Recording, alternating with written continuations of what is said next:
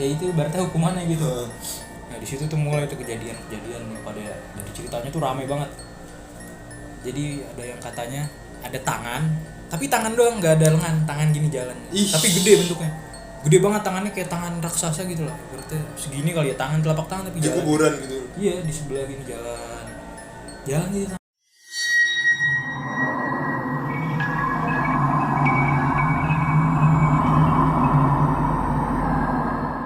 Halo semuanya, balik lagi sama kita di Ceramah, cerita seram malam hari. Ini adalah episode ketiga dan kali ini kita mendapatkan bintang tamu yang berbeda. Setelah 2 episode sebelumnya kan bintang tamunya sama. Ya meskipun episode kali ini kita juga dapat bintang tamu dari teman kita sendiri. Ya teman kita dari luar negeri. Ini coba ya perkenalkan diri bintang tamu. Oke, halo. Nama aku kamu, gue lu. Serah, bebas di rumah. Nama gue Ihsan dan aku adalah bintang tamu di sini. Oke, jadi kali ini Jadi ngelit jadi ya. Ya udah enggak apa-apa. Oke, jadi aku salah satu host punya podcast juga namanya Detroit Podcast. Silakan dengar kalau kalian merasa butuh teman tidur atau butuh teman curhat atau butuh teman gibah. Oke. Oke, itu aja dari gue. Instagram bisa di follow Detroit. Nanti mungkin bisa dikasih tulisan sama hostnya. Kali ini kita Instagram kita enggak? Enggak usah lah, penting dah. Kali ini kita akan mendengarkan cerita seram dari pengalamannya Icang nih. Icang. Oke, terima kasih atas kesempatannya. Bismillahirrahmanirrahim. Benar. Iya, sorry. Ini kan horor ya, mohon maaf. Kamu masih lucu itu. Oke, jadi ini awal mulanya cerita dari mana dulu nih? Banyak dari awal. Adanya Sebenarnya ceritanya cuman 2 dan mungkin bisa dibilang enggak horor juga karena ini bukan penampakan, lebih ke tanda-tanda. Lebih ke tanda aja kalau misalkan mereka tuh ada. Coba ya cerita pertama kali Oke, ini aku ngejelasin latar belakangnya dulu ya. Aku kan dulu tinggal di pondok pesantren. Namanya udah terkenal lah, nggak perlu sebutin. Jadi di pondok pesantrenku itu tempatnya bisa dibilang di tengah-tengah sawah. Nah, bentar, itu SMP apa sih? Pondok pesantren. Itu aku masuk ke pondok pesantren pas lulus SD, berarti SMP. pondok pesantrennya pernah ada di film ini, Negeri Lima Menara. Udah, nggak usah bilang. Kan aku udah nggak mau bilangin namanya, nggak mau nyebut nama. Ya. Salah. Sorry. Ya salah satu dari pondok pesantren itu. Nah, di sini banyak nih rumor-rumor serem tentang pondok ini, tentang ada hantu lah, ada segala macam kuyang misalkan, santet segala macam. Masuk ya udah didengar rumor-rumor kayak gitu. Oh enggak, sebelum masuk enggak tahu malah. Oh, masih enggak tahu. Pas masuknya baru tahu. Jadi singkat cerita untuk mempersingkat aja. Iya. Pas aku awal mula masuk pondok, itu sebenarnya belum ada pengalaman gaib yang serem gitu lah. Masih rumor, masih proses adaptasi sama pondok aja. Nah, cuman setelah berapa bulan udah ngegaet temen segala macam, itu baru deh mulai teman-teman yang istilahnya udah lama di pondok itu mulai cerita tuh, oh di sini tuh ceritanya ada yang bunuh diri lah karena nggak kerasan di pondok. Soalnya di pondok itu ada santri yang dipaksakan sama orang tuanya masuk pondok. Jadi bisa dibilang nggak kerasan, nggak betah lah. Jadi bentar. Tertekan. Di pondok lu ini bahasa sehari-harinya bahasa apa? Di pondokku bahasa sehari-harinya karena untuk masih awal boleh bahasa Indonesia, tapi nggak boleh bahasa daerah kayak lo gue gitu nggak boleh. Gitu nggak boleh. Tapi boleh maksudnya mulai bahasa Arab apa Inggris tuh pas kelas atau itu ada? Pas mulai diwajibkan bahasa Inggris atau bahasa Arab itu mulai kelas 1. Jadi kan ini ceritanya waktu masih calon pelajar lah, 1 tahun adaptasi itu disebutnya calon pelajar, bukan kelas 1 atau kelas 2, masih calon pelajar. Iya. Jadi pas masa calon pelajar ini itu banyak temanku yang cerita kayak rumornya ada yang bunuh diri karena nggak kerasan segala macam, ada juga yang kecelakaan di kamar mandi meninggal. Terus sebenarnya aku mau bilang ini cuman takut mencoreng nama baik sih. Ucap lanjutkan. Aja sensor. Jadi pondokku ini itu pernah sejarahnya dulu dijajah sama orang-orang komunis. Oke. Ini kalau misalkan aku bilang komunis pasti tahu kan. Tahu. Karena dari daerahnya itu kalau kita bahas sejarah komunis itu daerah di Jawa Timur. kejadian situ Iya. Nah jadi semasa penjajahan itu banyak santri-santri yang atau warga-warga yang perang sama mereka, terus juga banyak mayat-mayat yang dibuang ke sawah atau sungai belakang Sungai gitu. Berantas ya katanya. Aduh kurang tahu deh namanya sungai. Tapi itu Sungai fakta, ada. misalnya ceritanya Benar. bukan cuma sekedar rumor atau tapi emang beneran terjadi. Kan aku di sana nggak terlalu mempelajari sejarah ya. Kan gue suka baca sejarah nih kan. PKI. Masa sih? Iya.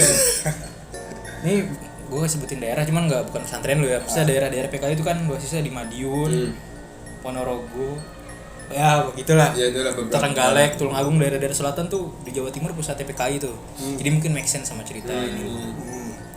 Nah jadi di pas perang itu banyak deh mayat-mayat yang dibuang ke sekitaran pondok situ.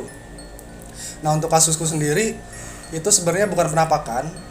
Jadi waktu aku masih calon pelajar itu aku ditempatkan di asrama tengah-tengah. Jadi ada asrama depan, tengah-tengah sama asrama belakang dekat masjid.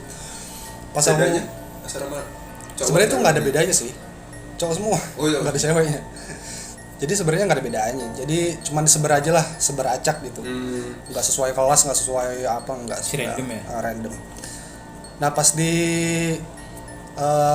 waktu masih capel kan kita masih anak-anak gitu kan, masih proses berteman lulus itu SD. masih Itu jadi lulus SD kan maksudnya. ya. Oke. Jadi ngegait temannya, wah masih pada bercanda-bercandaan berantem gitu kan, berantem gitu. Oh ada yang gebuk-gebukan.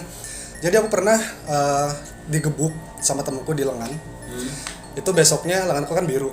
Ya habis digebuk siapa yang nggak biru ya kan? Nah, pendarahan di dalam. Oke lah, biasa itu. Nah besoknya setelah mungkin beberapa hari setelahnya itu biru-birunya ini makin nambah. di tangan nih. Makin besar. Itu mungkin bukan masalah yang serius, aku mikirnya gitu. Wah mungkin nanti juga sembuh. Masih positif lah, masih Masih thinking positif. Soalnya kan sering kan berantem kayak itu sering. Iya. Itu bukan hal apa ya? Nggak berpikiran Anak laki-laki supernatural lah, lah biasa gitu. gitu ya. Nggak ada pikiran wah nih setan nih dicium setan, enggak. Belum, masih belum. Terus habis itu beberapa bulan setelahnya malah nambah. Itu nggak sembuh sama sekali.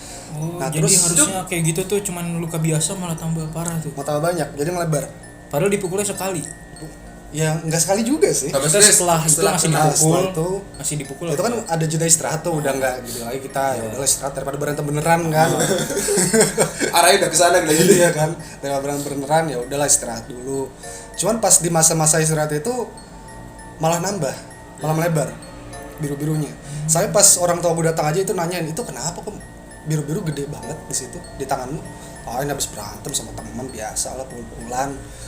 Terus habis itu udah aku ngasih salep nih, salep ya kan biar sembuh. Besoknya malah nggak sembuh, tetap nggak sembuh. Terus Tambah habis itu nambah? malah nambah.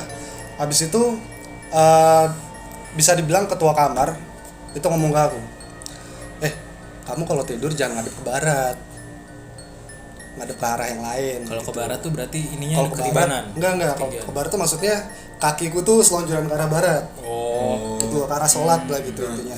Cuman masa sih? Enggak lah, nggak mungkin lah. Itu mah cuma rumor, nggak ada gaib-gaib kayak gitu. Ini kan maksudnya kalau misalnya kita ngomongin tentang pondok pesantren itu kan Islami gitu kan. Harusnya.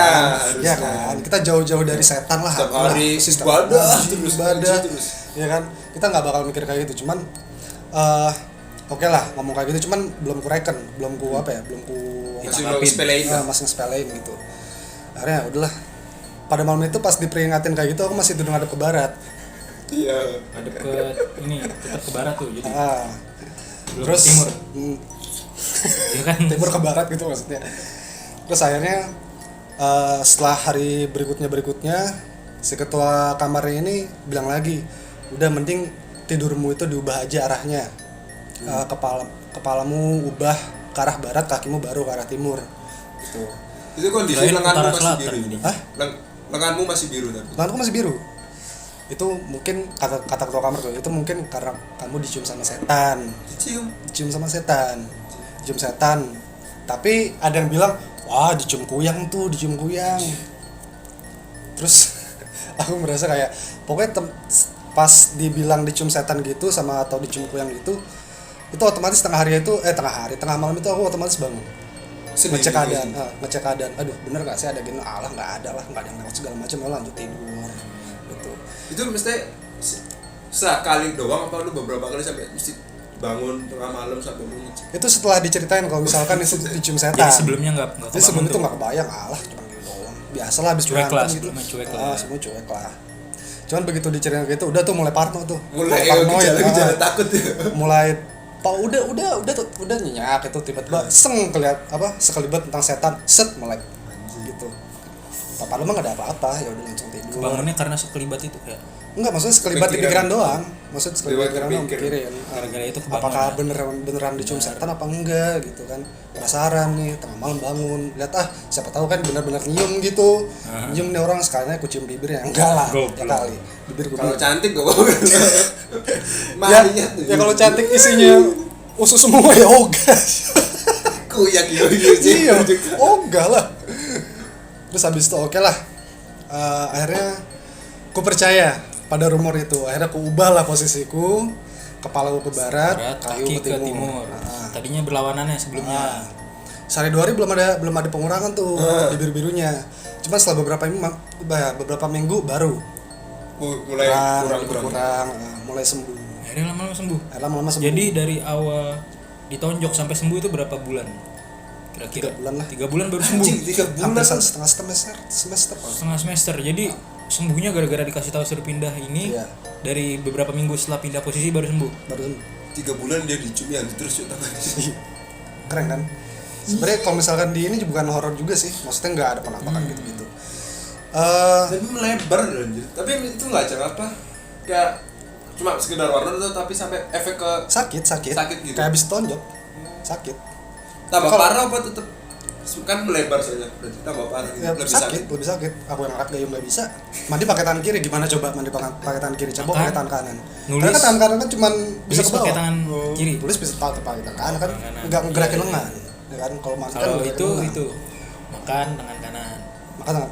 Lu mau ngomong apa sih? Enggak, makan tangan kanan. Makan tangan kanan masih bisa. Kan cuman Oh, iya. di bawah siku kan masih nggak gerak gitu.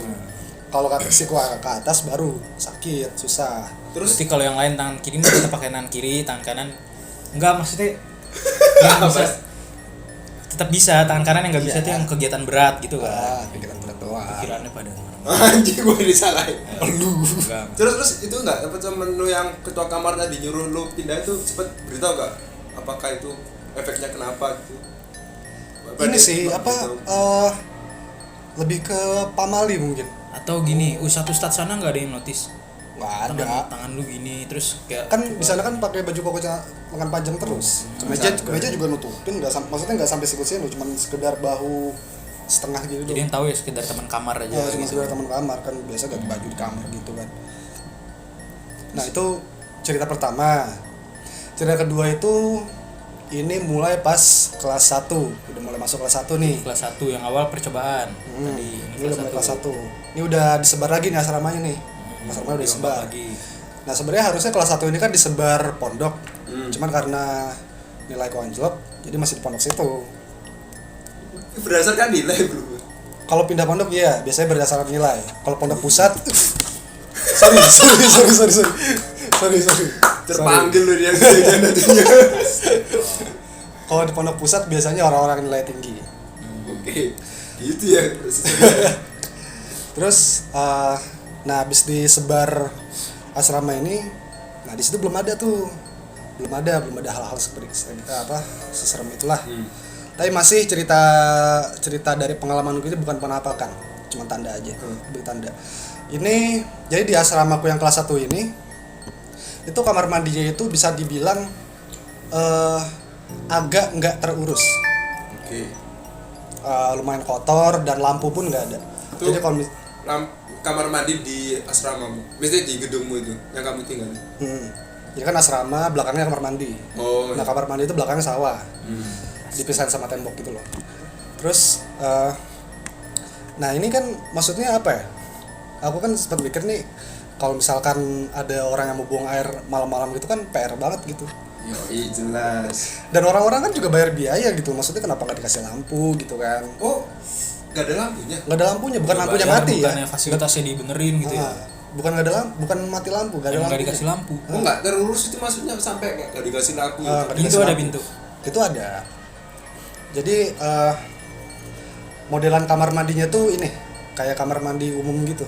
Airnya berjejer keran gitu. gitu apa air dari mata air dialiri? Airnya tuh jadi gini, pipa. Tapi Jadi nyambung setiap ya, kamar nyambung. mandi itu Ada satu nyambung. pipa. Ya. Jadi pipanya tuh dibolongin gitu loh. Kalau bak mandinya gitu nggak? Kan biasanya Kalau bak bak mandi mandi- tuh ada tuh nyatu. Ada asrama Ada yang bolong kamar di tengahnya. mandinya baknya pisah, ada asrama yang kamar mandinya baknya nyambung. Nyambung tuh kan jadi ada bolong-bolong di Ya. antara sekat ininya kan. Nah terus jadi kamar mandinya itu atasnya kan, maksudnya temboknya kan nggak sampai atas gitu kan. Iya. Atasnya kan udah langsung terpal gitu. Jadi orang mau ngintip ke sebelah tuh juga bisa gitu. Tapi siapa Tinggal- yang mengintip? tinggal naik Cowok aja ke semua. tinggal naik aja ke bak Bisa mandi. jadi ada ngintip lah cowok. Ya, siapa tahu orang iseng mah. Iya. Jadi kita biasanya kalau misalkan bebersih kamar mandi itu siram-siraman ke sebelah gitu. Wah, Terus hiburan kalian seperti itu ya? kan anak kecil. Iya, iya. Terus pintunya itu bagian tengah atasnya itu bolong kotak. Itu fungsinya buat nyantolin baju atau celana atau sarung segala macam. Handuk gitu ya. Handuk. Dan juga buat penanda juga kalau misalkan di kamar mandi itu ada orang. Soalnya kan beberapa kamar mandi ada yang nggak ada kuncinya, jadi cuman bisa ditahan pakai batu paving gitu doang kan, batu bata gitu doang kan. Nah ini pengalamannya malah di bulan puasa. Di bulan puasa lo ya. Setan kan dikurung nih. Harusnya. Harusnya. Iya. Iya kan? Di bulan puasa nih. Kan orang-orang kan habis pada apa namanya? Sahur, sholat subuh di masjid. Nah, kebetulan aku Al-Qur'an gue tinggalan. Jadi aku disuruh ngambil dulu ke asrama. Pas ngambil ke asrama, aku tiba-tiba, waduh, kok sakit perut, panggilan alam. Ya udah kamar mandi Kondisi yang- sepi, Bang. sepi banget. Masih gelap ya? Masih gelap. Kamar mandi yang paling deket lah, ya udahlah terpaksa lah, nggak ada lampu. Tadi itu Udah tuh berak tuh. gak ada harapan deh. Udah Nah, berak. penerangannya apa kalau gelap gitu? Nggak ada, ya cuman langit doang. Atau enggak lampu asrama. Oh, lampu asrama yang masuk itu. sedikit gitu. Masuk Tapi sedikit. Ya, Masih masih kelihatan gelap. lah ya pokoknya. Masih kelihatan, asrama masih kelihatan, tapi gelap banget gitu. Banget. Langsung apa? Langsung kejemuran seenggaknya. Nah, jadi terus aku berak, nah itu pas aku buang air itu Parno ngeliat atas, ngeliat depan pintu, kan pintu kan bolong tuh, kan takutnya ada yang ngintip gini kan, lihat atas juga, siapa tahu di atas ada yang ngintip gini, ya kan, wah itu aku Parno deh. Nah terus tiba-tiba nggak ada apa, nggak ada suara langkah, nggak ada apa, tiba-tiba ada yang nyanyi. Nyanyi lagu apa? Oh, Bergumam, senandung. bersenandung, cowok. Kalau cewek udah kabur aku. Oh, tapi suara cowok. Harusnya cowok. iya Iya. tadi gue sama cowok ya. Kalau suara cewek udah kabur, persetan dengan cebok gitu kan. Kayak kata ya. Iya, udah nggak pakai sarung lagi, udah bodo amat nggak cebok. Suara cowok, aduh, alhamdulillah akhirnya ada orang di sebelah. Cuman aku masih kok nggak ada suara langkah ya, nggak ada suara tutup pintu ya, tapi ya bodo amat lah, yang penting ada temennya gitu kan. Oke, selesain dulu, buang airnya, cebok, tenang pakai sarung, set. Buka pintu, orangnya masih nyanyi, orang masih bersenandung, yang sebelah masih bersenandung. Pas buka, ini orang kok nggak selesai. Akhirnya aku keluar kamar mandi, pas aku lihat nggak ada orang sebelahnya. Kebuka pintu kamar. Pintu kamar mandi kebuka. Kosong. Makanya aku Kanan heran, kiri dicek juga tetap kosong. di sebelah kanan sih. Sebelah kanan. Oh, suaranya Tempatnya di sebelah kanan, dari sebelah kanan. Pas aku cek, lah nggak ada orang. Wih, langsung kabur aku. Tapi jelas senandungnya. Sebenarnya jelas. Pas aku lihat pun juga masai kedengeran. Pas aku lihat kamar mandinya kosong itu masih kedengeran suaranya. Anjir, dalam keadaan gelap dari dalam situ keluar suara. Iya. Lu- Gitu-gitu. Dan berarti dari tadi lu berak ditemenin senandung. Iya. Lanjut. Cuman gini loh apa, semakin kesini, Hah? semakin aku udah dewasa, aku tuh mikir, wah ini setan baik banget ya nemenin gue ya.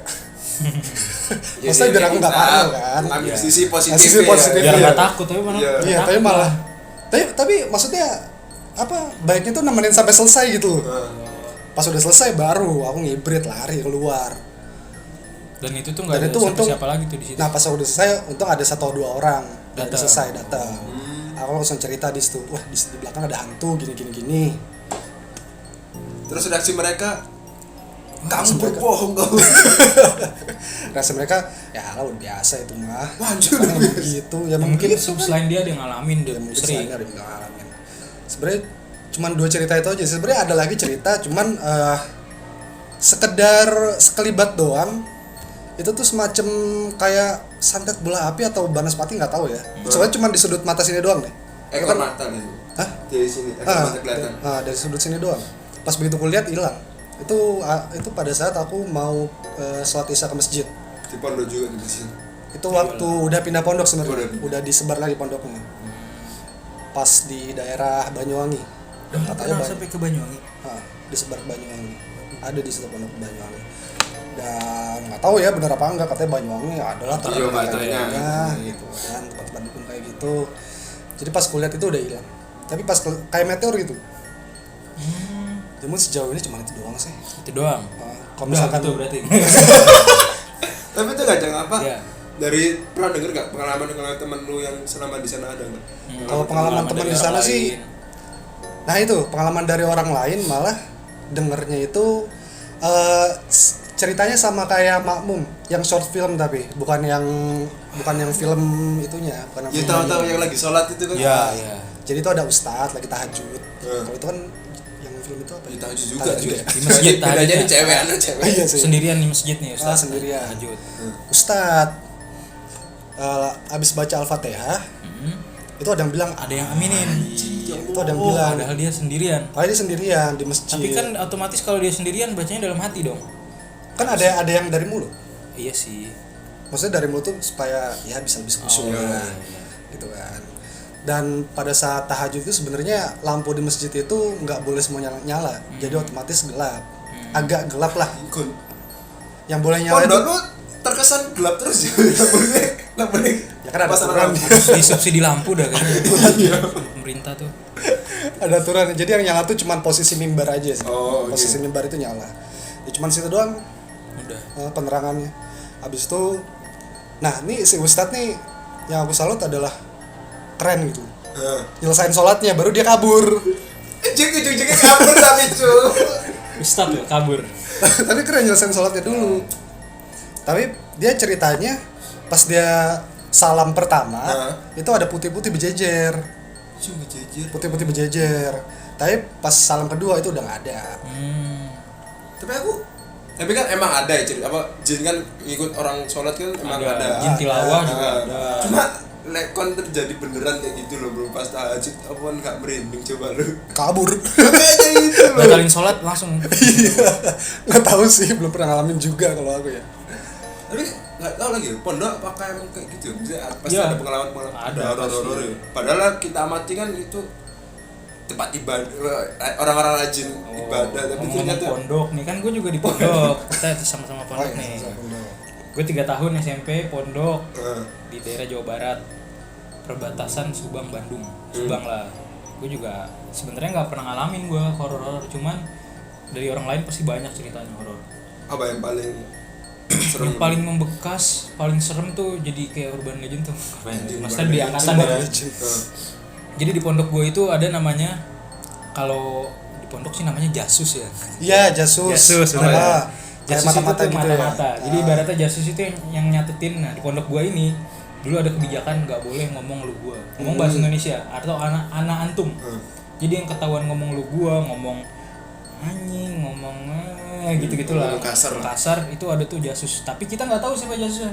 Jadi setiap ustadz tuh kayak setiap kamar ada aja satu orang jasus. Tapi kita nggak pernah ada yang tahu siapa itu jasusnya. Jadi kayak ya udah mata-mata. Jadi adalah banyak tuh yang ketangkep dong ke gap ngomong lu gua aja ditulis ngomong gitu ke gap sampai 5 kali dikumpulin. Nah jadi di pesantren gue ini ada namanya, ada bukit nih, satu bukit itu tuh isinya pemakaman warga sama peternakan sapi doang, udah nggak ada pemukiman. Jadi bukit, peternakan sapi, pemakaman warga, mah ada satu masjid. itu letak pesantren lu di situ. Bukan letak pesantren ya, ada Deket ada deket bukit situ. Jadi itu ada peternakan sapi pesantren, tapi nggak ada pemukiman sama sekali, cuman kuburan ya sama itu. Kita dibawa, bukan kita sih, yang temen gue yang kena ya, karena gue nggak dihukum, kan anaknya polos gitu ya. Bawa ke sana, disuruh mabit kan. Mabit itu tuh malam bina iman dan takwa singkatan. Jadi kita tuh disuruh itu nginep di masjid, baca Al-Quran, sholat, tidurnya di masjid. Ya udah disuruh mabit di sana. Nah tidur akhirnya jam 2 malam dibangunin. Itu yang pada kena hukuman, dibangunin suruh kayak ibaratnya jurit malam lah. Ayo kumpul. Dibawa ke kuburan situ, pemakaman warga. Jadi di situ tuh kuburan itu ada pos kosong, ada kerandanya di situ. Mungkin ngeri itu pasti kalau misalnya jalan-jalan ke sana tuh ngeliat si kerandanya ini. Iyalah. Nah, iya, akhirnya kita lagi sih ya, pokoknya teman-teman itu dibawa ke sana, duduk di kuburan. Jadi dipisahin jarak sekitar 30 meter. Kan kuburannya luas banget tuh. Satu orang lagi 30 meter di sana, kayak ibarat jarak 10 makam, 15 makam sendiri-sendiri.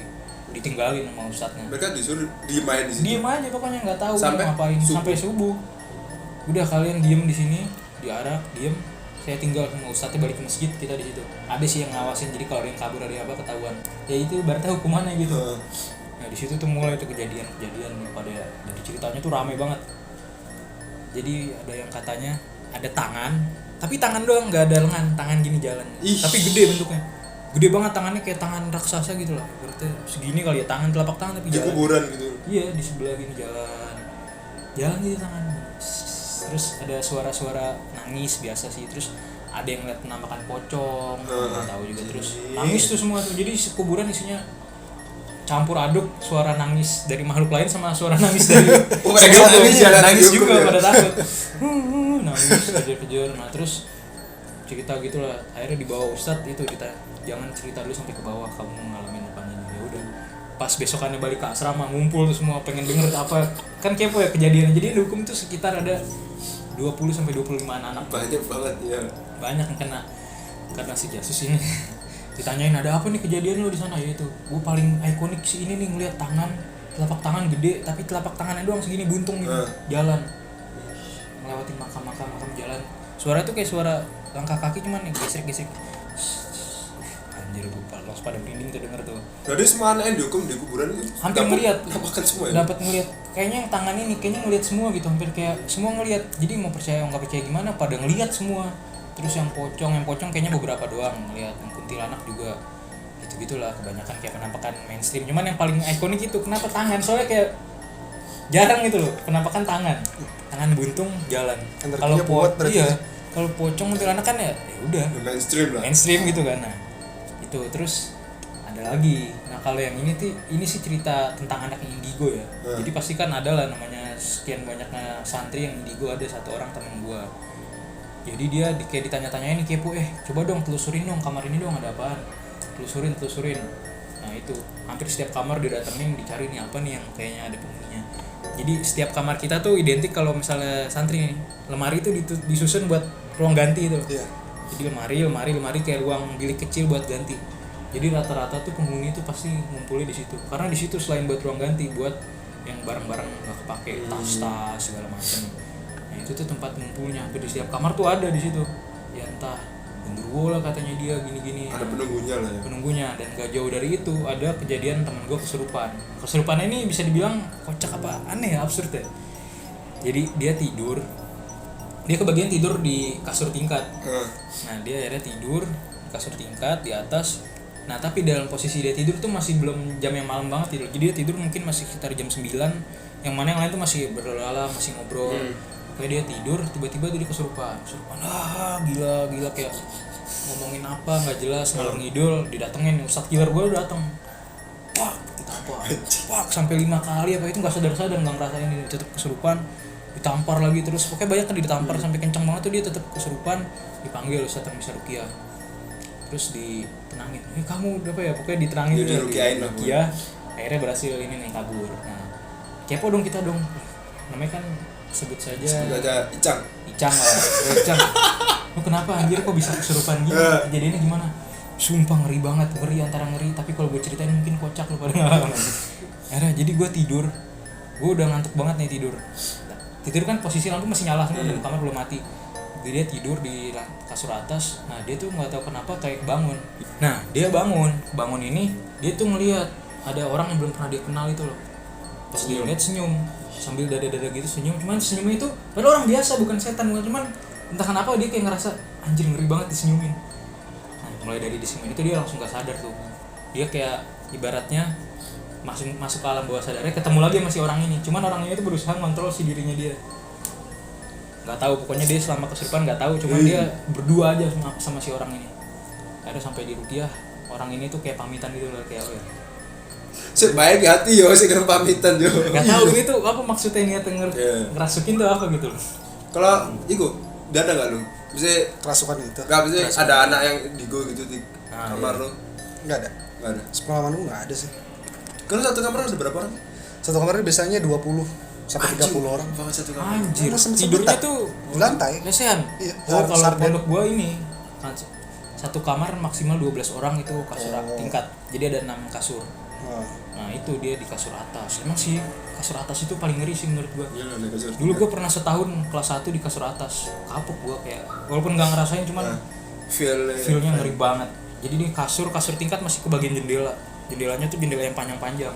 Jadi setiap gue pengen tidur tuh pasti gue tutupin pakai sarung buat jadi gorden. Karena takut langsung ke kamar mandi. Yang di belakang tuh langsung kamar mandi, yang sini langsung ke teras. Halaman gede. Wah, itu tuh langsung minta pindah, akhirnya gue ke kasur bawah. Setelah dia tahu cerita kayak gitu. Iyalah. Tapi tadi cerita Icang menurutku ngeri sing kamar mandi sih. Sumpah bangsat itu bro. Lagi enak-enak berak tiba-tiba ada orang bersenandung. Kalau iya sih, kalau kamar mandi juga ada sih sebenarnya ya, mirip-mirip kayak si Icang ini. Jadi emang setiap asrama belakang pasti kamar mandi. Belakang kamar mandi ada lagi kuburan sih, cuman kuburannya masih ada pemukiman sebelah-sebelahnya. Jadi pemukiman warga, nah ya biasa sih kayak cuman ada air nyala, ada yang kayak mandi pas di ini, nggak ada sebenarnya penampakan dari suara gitu sih. Tapi kalau menurut kalian berdua lebih serem mana sih? Dengerin suara kayak gitu apa langsung penampakan? Nah aku pribadi entah kenapa lebih serem untuk aku sih suara sih kalau aku denger suara. Kalau kayak gue lebih seumur gue belum pernah yang namanya ngeliat penampakan secara langsung. Jadi mungkin suara kayak jadi dengar suara udah takut aja kayak gimana ya bawaannya, karena penampakan tuh belum pernah ditunjukin gitu. Kalau aku sih mungkin karena posisiku pada saat itu lagi parno ya, gak ada temen gak ada apa, ya mungkin aku tenang sih, lebih ke penampakan banget. Lebih ke kalau misalkan ada yang ngintip gitu. Jendoloi ngeliat dia senyum mana dulu. Iya, makanya aku tiap sebelum ada suara itu kan aku ngeliat ke atas dulu, siapa tahu ada yang ngintip dari atas. Ya udah, mungkin itu episode kali ini ya. Iya, Mau ditambahin atau pengalaman di asrama lah ya. Pengalaman. Sebenarnya mungkin ada, cuman ya udah lupa, udah lama banget, udah 7 tahun lalu kan. Bentar. Sebelum menutup, kan aku udah tanya pikirin, lu sendiri Cang dari semua hantu di Indo yang paling lu takuti apa? Wujudnya yang penting kita bahas wujudnya. Apa Aku ya? Feraldi pocong. Fikri kemarin apa? Kuntilanak. Kalau aku pocong juga kali. Pocong juga. Why? Iya anjing, pocong itu padahal kita amati bentuknya cuma lonjong doang tapi gak tau kenapa kayak paling ngeri gak sih menurut gue. Hantu bungkus padahal. Makanya Gak tahu kenapa ya. dan motivasinya sepele lagi, dia cuma minta dibukain tali pocongnya enggak sih. Sementara yang lainnya kayak mungkin kayak kuntilanak lah, biasanya kan mati karena hamil atau apa diperkosa atau ditabrak. Pocong men motivasinya cuma itu doang, cuma bukain tali pocong doang. Ya udah. Apa mau nambahin? Oh iya, sebenarnya nggak ada alasan khusus sih kalau pocong. Tapi Cuman apa ya? Karena dari dulu tuh pocong emang nyeremin. Contohnya, kalau misalkan penonton yang tahu film zaman dulu, Pocong Kamar Sebelah itu serem banget. Pocong kamar sebelah. Pocong Kamar Sebelah. Tentang apa ya? Tentang Pocong. maksudnya tentang kos-kosan. Motivasi pocongnya keluar itu. Ya tentang kos-kosan. Nanti Di kos-kosan itu ditonton aja. ada pembunuhan. Nah pembunuhan Tapi itu Cang, apa? ya gak apa-apa deh selesai. Pengen nanya. Jadi gitu. pembunuhannya itu Iya. pembunuhan itu mayatnya cuma dibungkus seadanya doang. Ada jadi pocong. Terus sebenarnya ada sih film pocong yang menurutku serem dari trailernya aja Pocong udah The serem. Origin. Bukan. Itu malah biasa aja menurutku, asik. Jaga Pocong judulnya. Tapi entah kenapa pas endingnya malah tidak nyambung sekali. Ya, bahas film nih. Enggak. Tapi lu pernah enggak selain di pesantren apa seumur hidup lu sampai sekarang pernah ngalamin paranormal experience kan ya? Pernah di Malang. Poltergeist. Tangga belakang. Gimana ceritanya? Jadi awal lu di Malang tuh apa gimana? Jadi ceritanya kita lagi nonton bareng nih sama temanku yang di Malang. Jadi lu ngontrak nih kan? Ngontrak rumah di Malang buat sama teman. Nah, itu kita lagi ketawa-tawa, ngobrol-ngobrol segala macam lah sambil instastory. Sayang penampakannya nggak dapet. Padahal lagi instastory, aduh sayang banget. Nah, berdua terus, doang tuh? bertiga. Lagi bertiga. Nah, terus tiba-tiba mungkin yang pernah ke rumahku kan di belakang tuh ada tangga. Ada tangga belakang. Tangganya kan nyender ke tembok gitu. Oh, tangganya tuh tangga Tembok ini, bukan tangga ke lantai atas kan? Bukan. Tangga-tangga apa yang buat naik ngecor manjat gitu, ya. mainan gitu. Tangganya itu kan nyender kayak tembok, miring gitu kan. Posisinya vertikal, diagonal. Itulah pokoknya lah. Dan tiba-tiba tangganya itu jatuh ke arah yang berlawanan. Apa gimana? tangganya jatuh ke arah yang Oh, jadi berlawanan. kan tangga ini nyender gini, Ah, kalau jatuhnya tuh ke jatuhnya sana. sana. Ah. Kayak harus ada yang dorong dong. Kalau Iya. ke samping kan masih mending ya mungkin. Kalau tangganya jatuh yang merosot gini masih oke. Atau Mungkin ke samping gravitasi, mungkin kan? angin atau gimana. Karena kan gravitasi. Ini tuh kayak sengaja Kayak, dijatuhin sana. berlawan arah. Udah itu doang sih. Mungkin yang lebih sering ngalamin malah tamu-tamuku. sering berkunjung deh. Iya, yang Sering. berkunjung malah. Kayak ya penghuni mah mungkin udah biasa atau nggak berani ngeganggu kali ya. Iya kali. Ada nggak cerita temen lo yang pernah Ada. Apa? Jadi ceritanya kan sebelum temanku ikut kontrak juga, itu kan sesekali kan nginep itu kan di rumahku kan. Dia tuh pernah katanya tengah malam itu ada orang yang ngeliatin dia lagi tidur, tiba-tiba jalan ke dapur. Nah terus Itu pintu kamar kebuka berarti posisinya. dia tuh sebelumnya tidur di ruang tamu. Oh, di ruang lagi tamu. di ruang tamu. Nah terus dia kan pas cerita gitu ke aku nanya pintu kamarku udah ketutup apa belum. Kalau misalnya pintu kamarku udah ketutup berarti aku udah tidur. Kata dia pintu kamarnya udah ketutup. Kan beda kamar gitu. Enggak, temennya Dia lagi lagi tidur di di ruang ruang tamu. tamu. Orang tamu. Pintu kamarku udah ketutup kebetulan. Nah berarti siapa dong? Nah kebetulan kan jadi perumahanku itu kan di sebelahnya kan ada perkampungan kan. Nah kebetulan emang ada yang meninggal sih. Ada yang baru meninggal juga. Mungkin apa ya? Berkunjung dulu Random banget tapi ya berkunjung di rumah. rumah orang. Soalnya kan pas banget di kontrakan tuh itu belakangnya kuburan gitu. Oh. Bagi yang berkunjung pasti tahu lah. Terus dia situ. nggak jerit gitu. Enggak, cuman ngeliatin temanku doang habis itu ke dapur gitu. Tapi Dan temanku itu nggak cuma tahu wujud sekedar orangnya siapa. katanya hitam doang gitu loh. Tapi temanku tuh cuma sekedar kayak setengah melek gitu loh. Oh. Setengah melek doang. Terus katanya teman kita semua Elwanda. Ada juga yang pernah ngalami. Pernah. Iya, Elwanda. Apa? Katanya pernah ada yang ngetok-ngetok jendela luar. Tengah malam. Ya. Pas kalian mau ke pantai itu loh. Yang singgah di rumahku gitu. Hah? Pas malamnya. Pas malamnya ada ngetok-ngetok jendela rumahku. Orang paling. Ya masa orang masuk pagar gue. Iya. Oh, iya, Kalau misalkan pagar. ada yang masuk kan aku dengeran juga orang buka pagar. Iya tapi aku nambahin dikit sih, apa yang tengah malam itu. Ini aku juga pernah waktu terakhir itu di Malang. Aku sama teman-teman aku itu nyewa villa kan. Ada kolam renangnya outdoor gitu. Nah, kita tuh renang kan sampai tengah malam jam 10-an atau setengah 11 tuh. Kita tuh emang berisik tuh, bercanda berisik. Tiba-tiba ada yang kayak Begitu. sumpah. Awalnya tuh kita pikir mungkin apa kan emang banyak kan kita nggak sendirian kan di sebelah kita juga ada orang gitu. Kita pikir paling sebelah paling risih. awalnya gitu ya udah kita kira diam terus kita selesai renang gitu selesai ganti baju terus aku itu coba cek di depan itu sebelah itu emang ada orang cuma ya pada rame juga. Aku mikir kayak lagi pada rame terus ngapain nyuruh kita berhenti kayak nyuruh terus apa tadi dan itu semua anak denger dan itu sumpah kita tuh dari yang awalnya bercanda terus tiba-tiba kita semua langsung diem semuanya saling lihat-lihatan gitu. Siapa nih gitu ya. Iya langsung oh ya udah kita langsung mungkin kita rame kita pikir awalnya kan soalnya orang kan Mungkin penghuni sana keganggu. Nggak tahu. tahu iya gitu sih. Jadi ya udah mungkin Sekian sekian gitu dari lah. episode kali ini Jadi Icang Mas Ya. Icang Terima kasih sudah mengundang. sama-sama. sama-sama juga Semoga nggak kapok. Ya, oke. dan juga jangan lupa dengerin podcastnya Icang Detroit. Udah bye. Bye.